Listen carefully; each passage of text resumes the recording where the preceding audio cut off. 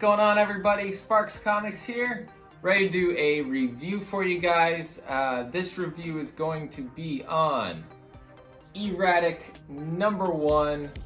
I picked up both covers of this week, and I love this story, so I wanted to do a breakdown of it. There may be some spoilers, but I think some of that's going to be necessary just to give you a good idea of how cool this book is.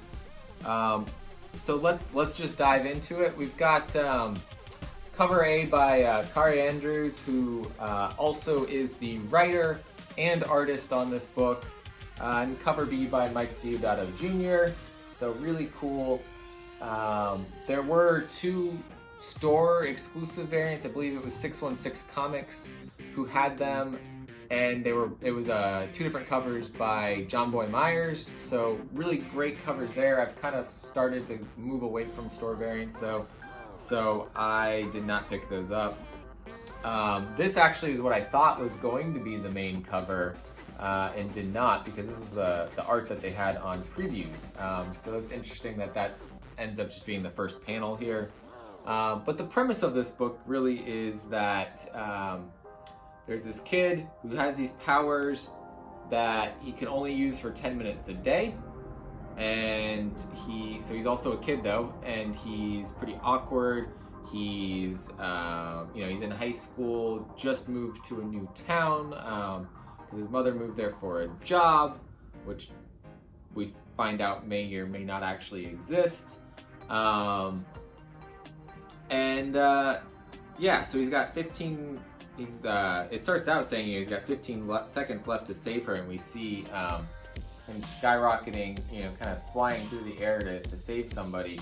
But we don't see any more of that, and so I'm assuming that's gonna probably be the main issue that happens, and that's gonna be kind of our conclusion, is he's trying to use his powers to save somebody.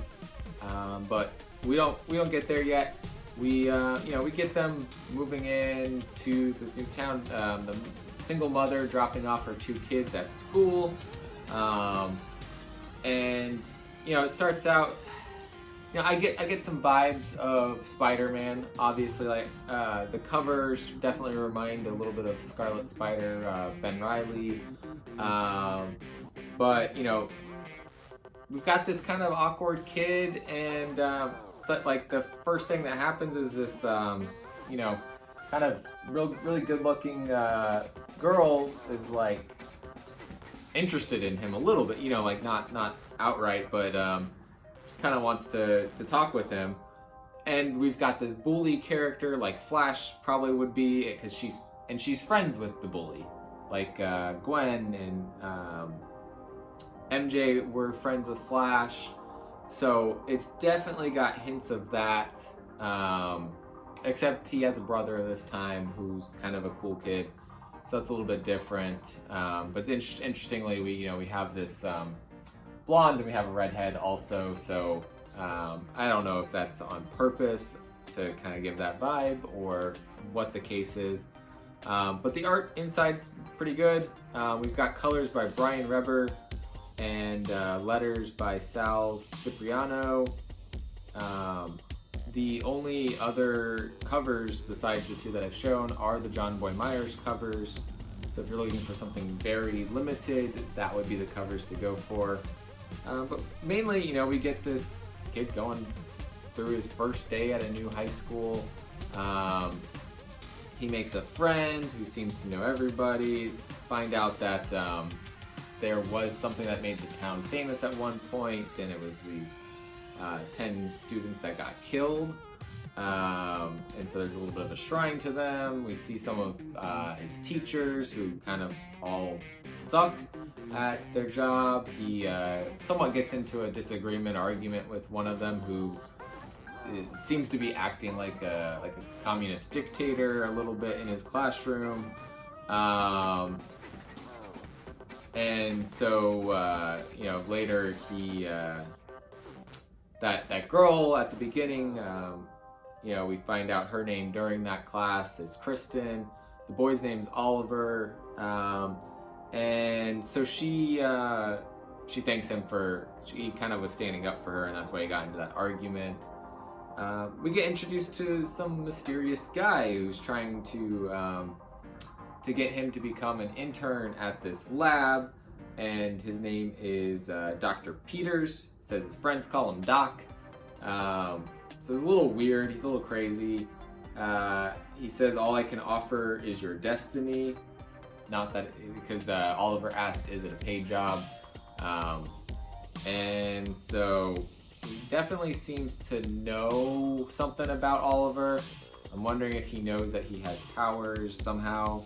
So that's pretty an intriguing thing going on there.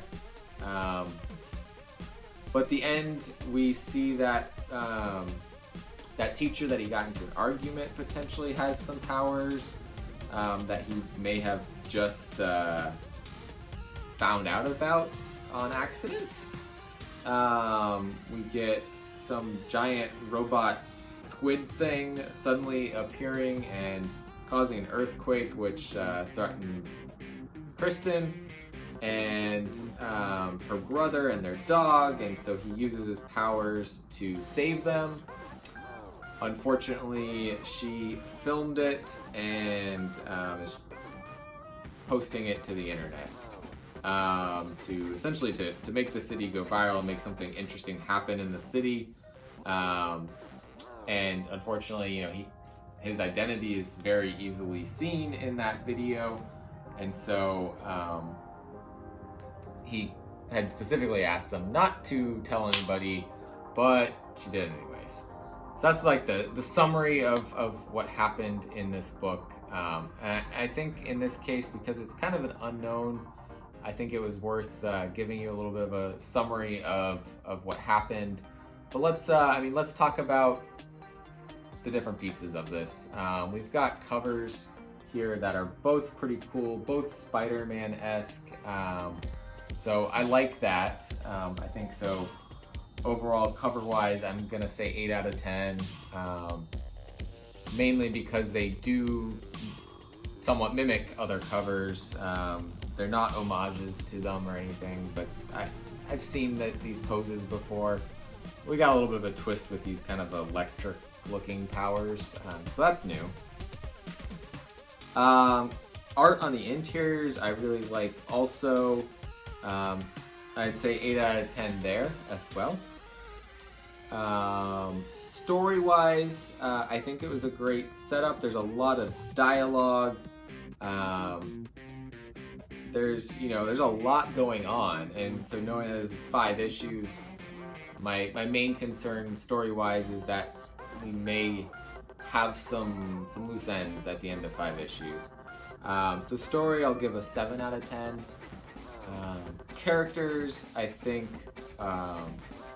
we got a solid start to learning about these characters. The one that I just don't understand is the mom, who sounds like got fooled into taking a job that may not exist, and moved her whole life because of it. We've got this Kristen girl who definitely seems to care for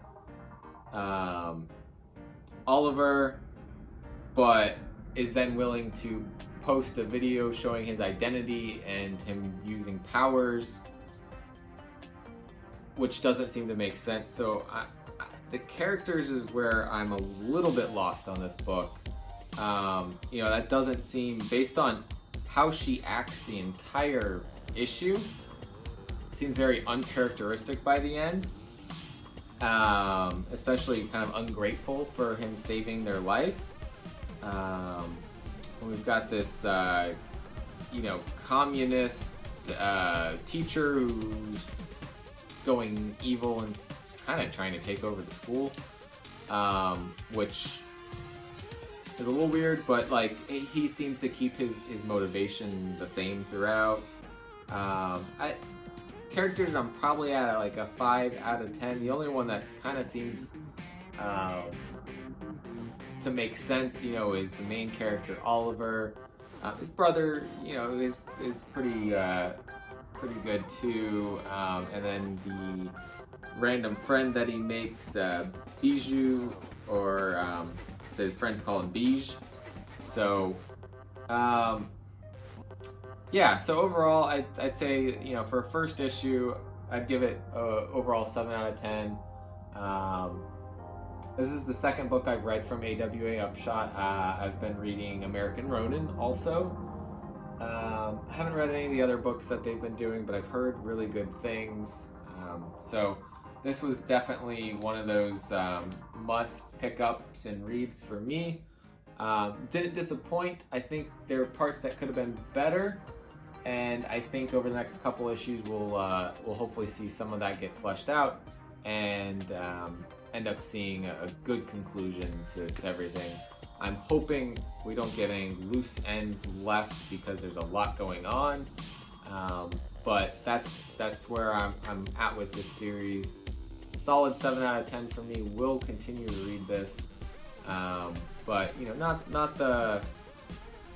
not where I actually expected some of this to go. So definitely interesting. I'd recommend picking it up if you see it at your shop. But I wouldn't necessarily say go out and try to hunt those variants down, those store variants, because I saw them on eBay already, pretty higher than the price that they were being sold for. I don't think it's worth it. Pick up a cover A or cover B and go read it. Thanks everyone for watching. As always, remember to collect what you love, and I'll see you guys next time.